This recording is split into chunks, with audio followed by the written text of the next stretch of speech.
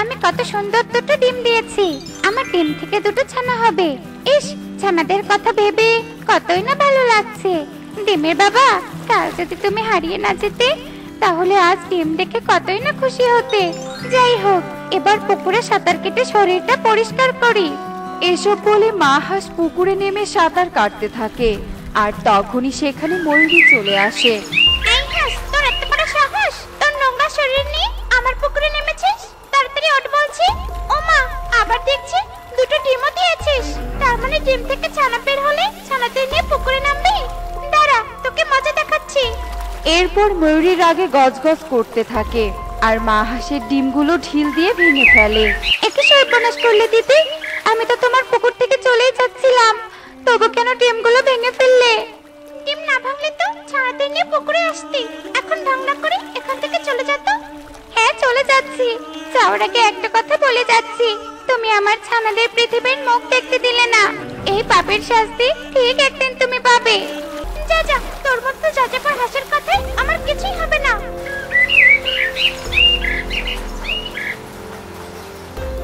মনে হচ্ছে ফলের বাগানে কেউ ঢুকেছে। না জানি বাগানের সব ফলগুলো চুরি করে নিয়ে গেল নাকি।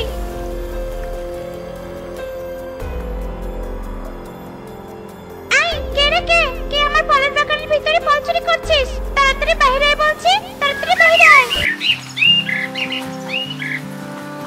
ময়ূরী দিদি, আমি বাগানের ভিতরে ঢুকে শুকনো ডাল ভাঙছিলাম। আসলে রান্না করার মতো ঘরে কোনো কাঠ নেই, তাই তোমার বাগানে এসেছি। সত্যি বলছি, তোমার বাগান থেকে একটা ফলও নেইনি। চোরের মেয়ের আবার বড় কলো, এটা তোকে দেখেই বোঝা যাচ্ছে। গরিব কোথাকার, আমি কি তোদের জন্য সবকিছু রেখেছি নাকি যে তোরা যখন যা মন চাইবে সেটাই নিয়ে যাবে? এক্ষুনি এখান থেকে চলে যা বলছি, নয়তো মেরে হাতটা ভেঙে দিব।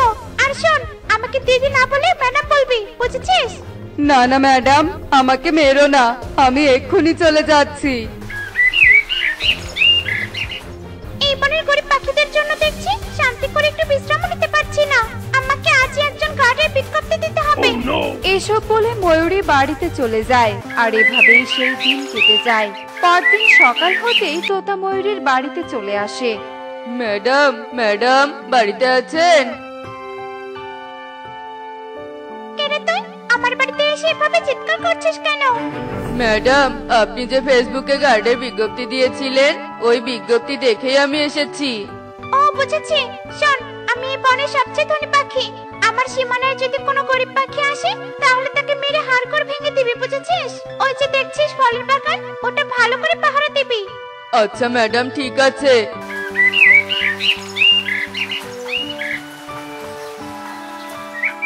কবুতর দাদা, ময়ূরী দিদির ফলের বাগান থেকে শুকনো ডাল নিয়ে আসলি নাকি? ওই খারাপ ময়ূরী কি আমাকে শুকনো ডাল দেবে? আমি তো এগুলো দূরের জঙ্গল থেকে নিয়ে আসলাম। তারপর কবুতর টুনিকে সব কথা খুলে বলে। ময়ূরী দিদি ধনী পাখি বলে খুব অহংকার হয়েছে তার। ভেবেছিলাম দিদির কাছ থেকে কিছু ফল নিয়ে আসবো, কিন্তু তোমার কাছে এসব শুনে তো যেতে ইচ্ছে করছে না। না টুনি, তুই ওই অহংকারী ময়ূরীর কাছে যাস না, তুই বরং দূরের জঙ্গল থেকেই ফল পেড়ে নিয়ে আয়। হ্যাঁ দাদা, সেটাই করব। হ্যালো কালো বন্ধু, কেমন আছো? ভালো আছি, আজ তোদের বনে বেড়াতে যাব, তাই তোকে ফোন করলাম। আচ্ছা ঠিক আছে বন্ধু, সাবধানে এসো কেমন? শহর থেকে আমার বন্ধু আসবে, ওর জন্য তো ভালো খাবার রান্না করতে হবে। ওই তো টুনি যাচ্ছে, টুনিকে দিয়ে সব খাবার রান্না করাবো। এই টুনি, টুনি এদিকে একটু আয় তো। ময়ূরী দিদি, আমাকে ডাকছো কেন? আমি একটু জঙ্গলে ফল আনতে যাচ্ছিলাম। আরে টুনি, আমার বাগানে এত ফল থাকতে তোর জঙ্গলে যেতে হবে না। আজ বাড়িতে শহর থেকে আমার এক ধনী বন্ধু আসবে, তাই তুই একটু মজার মজার খাবার রান্না করে দে। আমি তো মজা করে রান্না করতে পারি না। যাওয়ার সময় তোকে কিছু ফল আর খাবার দিব, তাহলে আর তোকে আজ খাবার নিয়ে চিন্তা করতে হবে না। আচ্ছা ঠিক আছে দিদি। এরপর টুনি ময়ূরীর বাড়ির রান্নাঘরে চলে যায় এবং রান্নার কাজ শুরু করে দেয়। এভাবেই বেশ কিছুক্ষণ কেটে যায়। টুনি বাড়ির সব কাজ শেষ করে ময়ূরীর কাছে চলে আসে। দিদি, আমি রান্না থেকে শুরু করে বাড়ির সব কাজ শেষ করেছি, এবার আমাকে কিছু খাবার আর ফল দিয়ে দাও।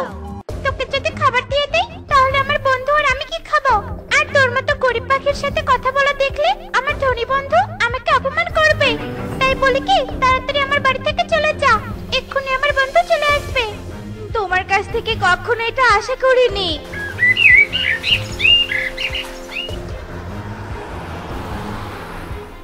এই পাখি শোন তো, এই বনে ময়ূরীর বাড়ি কোন দিকে বলতে পারিস? হ্যাঁ দাদা, বলতে পারি। আপনি আমার সাথে চলুন, আমি বাড়িটা দেখিয়ে দিব। দাদা না, আমাকে স্যার বলে ডাকবি। আমার কাছে এত দামি গাড়ি দেখে কি তোর আমাকে গরিব মনে হচ্ছে, তাই দাদা বলছিস?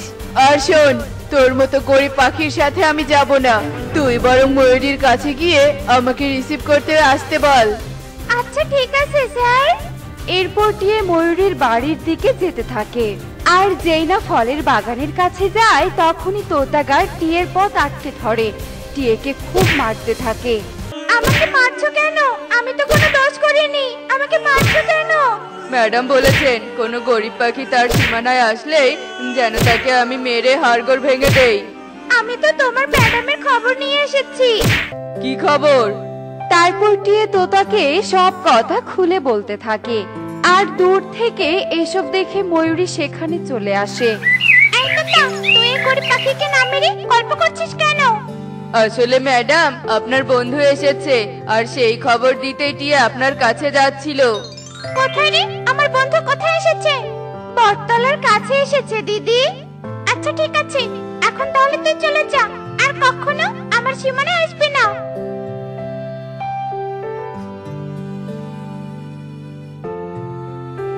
এসেছো বন্ধু? তোমার বনের সব পাখিগুলো খুব গরিব। এই গরিব পাখিদের সাথে কিভাবে বসবাস করো তুমি? বলি কি, তোমার জায়গা জমি সব বিক্রি করে আমার সাথে শহরে চলো, তাহলে খুব সুখে থাকতে পারবে। আচ্ছা ঠিক আছে বন্ধু, আমি সেটাই করব। আগে তো বাড়িতে চলো। এরপর ময়ূরী কালুকে নিয়ে বাড়িতে চলে আসে আর বাড়ির আশেপাশের সবকিছু ঘুরে ঘুরে দেখতে থাকে। তোমার বাড়ি, বাগান, পুকুর মিলে তো 10 লক্ষ টাকা বিক্রি হবে। আর 10 লক্ষ টাকা দিয়ে শহরে যদি ব্যবসা শুরু করো, তাহলে তো আমার থেকেও বেশি ধনী হয়ে যাবে। হ্যাঁ বন্ধু, আমি তাহলে আজই সবকিছু বিক্রি করে তোমার সাথে শহরে গিয়ে ব্যবসা শুরু করব। তুমি বাড়িতে গিয়ে বিশ্রাম করো, আর আমি জমি জমা বিক্রি করার ব্যবস্থা করছি। এরপর কালু সেখান থেকে চলে যায় আর ময়ূরী সবকিছু ছবি তুলে ফেসবুকে পোস্ট করে দেয়। এবং এভাবেই বেশ কিছুক্ষণ কেটে যায় আর পাশের বন থেকে ঈগল ময়ূরীর বাড়িতে চলে আসে। বাড়িতে কেউ আছো? দাদা, তুমি জমি কিনতে এসেছো? হ্যাঁ, আমি এসেছি। এই নাও 10 লক্ষ টাকা, আর আজকের মধ্যেই তোমার প্রয়োজনীয় জিনিস নিয়ে বাড়ি ঘর ফাঁকা করে দাও। কালকেই আমরা এই বাড়িতে উঠবো। বন্ধু, এই টাকাগুলো তোমার কাছে রাখো, শহরে গিয়ে আমাকে দিও, আর আমি ঘর থেকে প্রয়োজনীয় জিনিসপত্রগুলো বের করে নিয়ে আসছি। আচ্ছা ঠিক আছে বন্ধু, তাড়াতাড়ি এসো।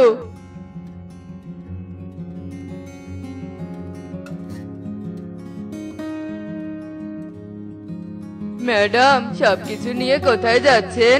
যাওয়ার আগে আমার পারিশ্রমিক তো দিয়ে যাবেন। একদিনে তোকে আর কি পারিশ্রমিক দেব? এখন তোকে আর প্রয়োজন নেই, তাই তুই এখান থেকে চলে যা বলছি। ম্যাডাম, কাজটা কিন্তু ঠিক করলেন না। এসব বলে তোতা সেখান থেকে চলে যায় আর কালু ও ময়ূরী সবকিছু গাড়িতে নিয়ে শহরের উদ্দেশ্যে রওনা হয়। আর কিছু দূর যেতেই কালু গাড়িটা থামিয়ে দেয়। বন্ধু, গাছের ডালের জন্য আমার গাড়ির চাকা আটকে গেছে। তুমি গাড়ি থেকে নেমে পেছনে গিয়ে একটু ধাক্কা দাও তো। আচ্ছা ঠিক আছে বন্ধু, দিচ্ছি।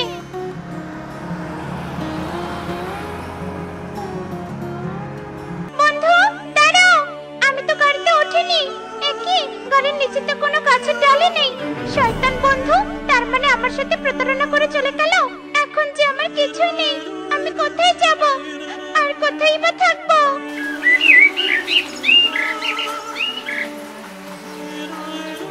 কে তোর বাড়িতে আমাকে থাকতে দে না রে? আমার শয়তান বন্ধু যে সবকিছু বিক্রি করে টাকা নিয়ে চলে গেছে। না না, তোমার মতো খারাপ পাখিকে আমার বাড়িতে জায়গা দিতে পারবো না। তাড়াতাড়ি এখান থেকে চলে যাও বলছি, চলে যাও। এভাবেই ময়ূরী বনের অনেক পাখির বাড়িতে যায়, কিন্তু সবাই তাকে জায়গা না দিয়ে দূর দূর করে তাড়িয়ে দেয়। তারপর সে টুনির বাড়িতে চলে আসে এবং টুনিকে সব কথা খুলে বলে। চিন্তা করো না, সবাই তাড়িয়ে দিলেও আমি তোমাকে তাড়িয়ে দিব না। এখন থেকে তুমি আমার বাড়িতেই থেকো। আর একটা কথা মনে রেখো, অন্যকে ঠকালে নিজেকেও ঠকতে হয়। আর গরিব বলে কারো সাথে কখনো খারাপ ব্যবহার করা ঠিক নয়, কারণ পরিস্থিতি কাকে কোন পর্যায়ে নিয়ে যাবে সেটা আমরা কেউ বলতে পারি না। হ্যাঁ টুনি, তুই ঠিক বলেছিস। আমি এখন থেকে কারোর সাথে খারাপ ব্যবহার করব না। এ কি রে টুনি, তোরা সবকিছু গুছিয়ে নিয়ে কোথাও যাচ্ছিস নাকি? আমরা সবকিছু বিক্রি করে দিয়ে শহরে যাওয়ার জন্য বের হয়েছিলাম কাকুলি দিদি, কিন্তু পথে এক ডাকাত দল আমাদেরকে আক্রমণ করে আর আমাদের কাছে যা টাকা পয়সা ছিল সবগুলো তারা নিয়ে গেছে। এখন তুমি ছাড়া কেউ আমাদেরকে আশ্রয় দিবে না কাকুলি দিদি। আমাদের এই বিপদের দিনে তুমি আমাদেরকে কয়েকটা দিন আশ্রয় দাও। হ্যাঁ কাকুলি দিদি, কয়েকদিনের মধ্যে আমরা ঠিক একটা কিছু ব্যবস্থা করে নিব। আচ্ছা ঠিক আছে, কেউ বিপদে পড়লে তাকে সাহায্য করতে হয়। আর তোরা তো আমার পরিচিত, তাই আজকে থেকে তোরা আমার বাড়িতেই থাকবি।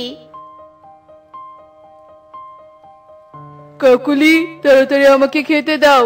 একই টুনি, তোরা এত কিছু নিয়ে আমার বাড়িতে কেন এসেছিস? মনে হচ্ছে সারা জীবনের জন্য আমার বাড়িতে থাকতে এসেছিস। ঠিক বলেছো কালু, তবে ওরা সারা জীবনের জন্য থাকতে আসেনি, ওরা কয়েকটা দিন থাকবে এখানে। এসব তুমি কি বলছো কাকুলি? এমনিতেও তো আমি অনেক কষ্ট করে সংসার চালাচ্ছি, তার মধ্যে এতজনের খাবার কিভাবে জোগাড় করব বলো তো? কষ্ট করো মানে? তুমি তো অনেক বড় একটা কোম্পানিতে চাকরি করো, আর তারা তোমাকে অনেক টাকা বেতন দেয়। ইয়ে মানে না মানে, হ্যাঁ হ্যাঁ, আমি তো ভুলে গিয়েছিলাম। ঠিক আছে টুনি, তোদের যতদিন ইচ্ছে ততদিন তোরা আমার বাড়িতে থাক। তোমাদেরকে অনেক ধন্যবাদ। বিপদের দিনে আপনজনেরা পাশে থাকতে চায় না, আর সেই জায়গায় তোমরা আমাদের প্রতিবেশী হয়েও আমাদেরকে আপন ভেবে থাকতে দিচ্ছ। তোমাদের এই ঋণ আমি কোনোদিনও ভুলবো না।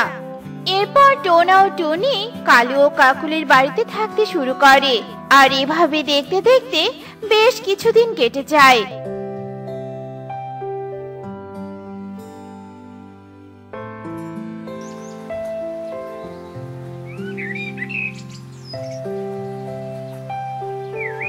এই নাও কালু, তোমার দুপুরের খাবার। আর শোনো কালু, টুনিরা তো এখন আমাদের বাড়ির অতিথি, তাই ওদের তো ভালো মন্দ কিছু খাওয়াতে হবে। তাই অফিস থেকে আসার সময় একটা বড় দেখে মাছ নিয়ে এসো, কেমন? বড় মাছ? আচ্ছা ঠিক আছে কাকুলি, আমি তাহলে আসি। এরপর কালু খাবারের বাটি নিয়ে সেখান থেকে চলে যায়। শোন টুনি, তোরা দুজন তৈরি হয়ে নে, আজ আমি তোদেরকে নিয়ে ঘুরতে যাব। আমি জানি তোদের কাছে টাকা নেই জন্য তোরা বলতে পারছিস না। না কাকুলি দিদি, এমনিতেই তোমরা আমাদের জন্য অনেক করছো, আর কিছু লাগবে না। শোনো কাকুলি দিদি, টোনার আমি একটা কাজের সন্ধান পেয়েছি, আর এখন আমরা সেখানে যাচ্ছি, দেখি কাজটা নিতে পারি কিনা। এরপর টোনা ও টুনি কাজের সন্ধানে চলে যায়। কিরে বাবা, তুই শহর থেকে কখন বানিয়ে এলি? ও বুঝেছি, তুই আমাদেরকে সারপ্রাইজ দেওয়ার জন্য আমাদেরকে না জানিয়ে চলে এসেছিস, তাই না? কনক, আয় কনক, এই নোংরা কৃষক আঙ্কেলটা তোমাকে বাবা বলে ডাকছে কেন? উনি তোমার কি হয় বলো আমাকে, বলো। আমি ওর বাবা রে মা। কনক, আয় কনক, এই আঙ্কেলটা এসব কি বলছে? কিন্তু তুমি তো বলেছিলে তোমার বাবা বড় কোম্পানিতে চাকরি করে, তবে কি তুমি আমাকে মিথ্যে বলেছিলে? না পারুল, আমি তোমাকে মিথ্যে বলিনি। আমি তো ওই আঙ্কেলকে চিনিও না, মনে হচ্ছে রাস্তার কোনো পাগল, আর সে তার ছেলেকে হারিয়ে যাকে তাকে ছেলে মনে করছে। আয় পাগল আয়, সর এখান থেকে, সর বলছি। এরপর কনক ও পারুল সেখান থেকে চলে যায়, আর কালু কনকের ব্যবহারে অনেক কষ্ট পায়। আর তখনই সেখানে টোনা ও টুনি চলে আসে। এ কি কালু দাদা, তুমি এখানে কি করছো? আর এভাবে কাঁদছোই বা কেন? আমি এখানে কাজ করছি জন্য আমার ছেলে আমাকে বাবা হিসেবে পরিচয় দিল না রে টুনি, আমাকে বাবা হিসেবে পরিচয় দিল না। তুই বলতো টুনি, এই কাজ করে সংসার চালানো কি আমার অপরাধ হয়েছে?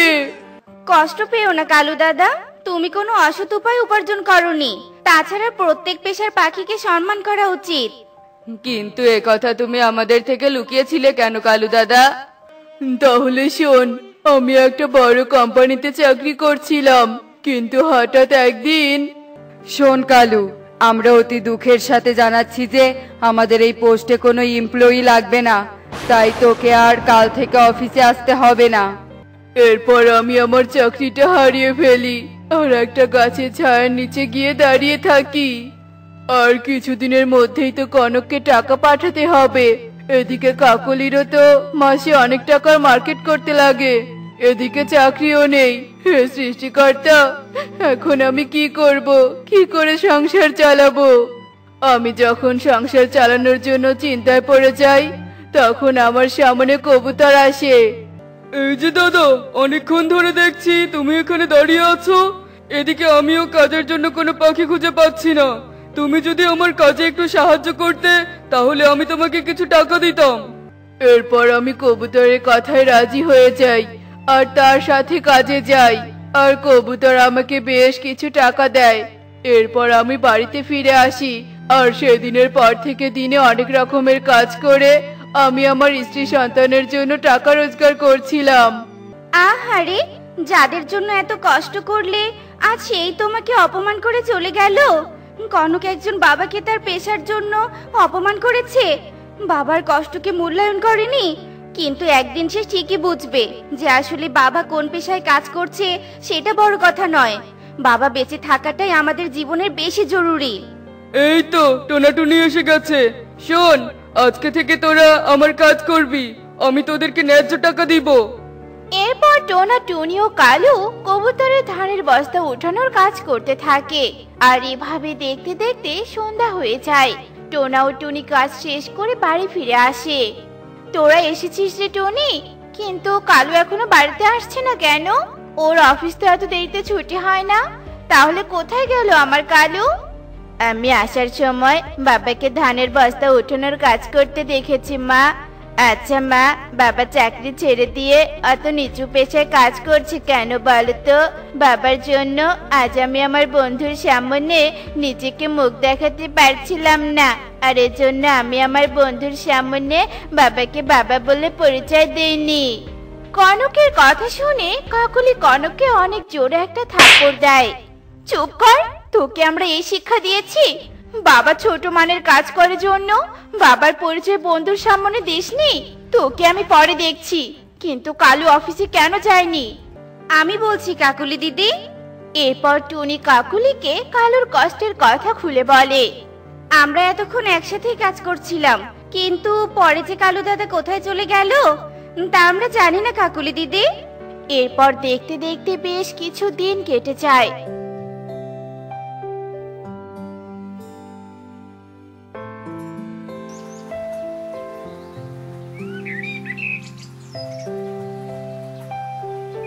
কিন্তু কালু আর ফিরে আসে না। এদিকে কালু না থাকায় কাকুলি সংসারে খাবারের অভাব দেখা দেয়। মা, ও মা, আমার খুব খিদে পেয়েছে মা। বাবা থাকলে আমাদের আর না খেয়ে থাকতে হতো না। বাবা ঠিক কাজ করে আমাদের জন্য খাবার নিয়ে আসতো। শুধু খাবার নয়, আমার শহরে যাওয়ার জন্য টিকিটও কেটে দিত। সব হয়েছে তোর জন্য। তুই তোর বাবার কষ্ট বুঝতে পারিসনি, আর এজন্য তোর বাবা অভিমান করে চলে গেছে। আমি বাবাকে অপমান করে ভুল করেছি মা। সত্যি বাবার পেশা নয়, বাবা থাকাটাই জরুরি। বাবা একটা সংসারকে বটগাছের ছায়ার মতো আগলে রাখে। চলো না মা, আমরা বাবাকে খুঁজতে যাই, চলো না। খুঁজতে যেতে হবে না, আমরা জানি কালু দাদা কোথায় আছে। আমরা কনককে ভুল সংশোধন করিয়ে দেওয়ার জন্য কালু দাদাকে কবুতর দাদার বাড়িতে থাকতে বলেছিলাম। চলো তোমরা কালু দাদাকে ফিরিয়ে নিয়ে আসি। এরপর সবাই মিলে কালুকে ফিরিয়ে নিয়ে আসে, আর কালু আগের মতো কষ্ট করে তার সংসারকে আগলে রাখে। অন্যদিকে টোনা ও টুনি কাজ করে আবার নতুন ভাবে ঘর বানিয়ে সংসার করতে শুরু করে। তো দেখলে তো বন্ধুরা, বাবা না থাকলে কি হয়। বাবা বেঁচে থাকাতে তাদেরকে সম্মান করতে হবে, তার পেশা নিয়ে তাকে অপমান করা যাবে না। কেননা বাবা নিজেদের সুখকে বিসর্জন দিয়ে আমাদেরকে সুখে রাখার চেষ্টা করে। এমনই সব মজার মজার শিক্ষণীয় টুনি পাখির গল্প দেখতে আমাদের পাশে থেকো। আর গল্পটি কেমন হয়েছে তা কমেন্টে জানাতে ভুলো না কিন্তু। বাই।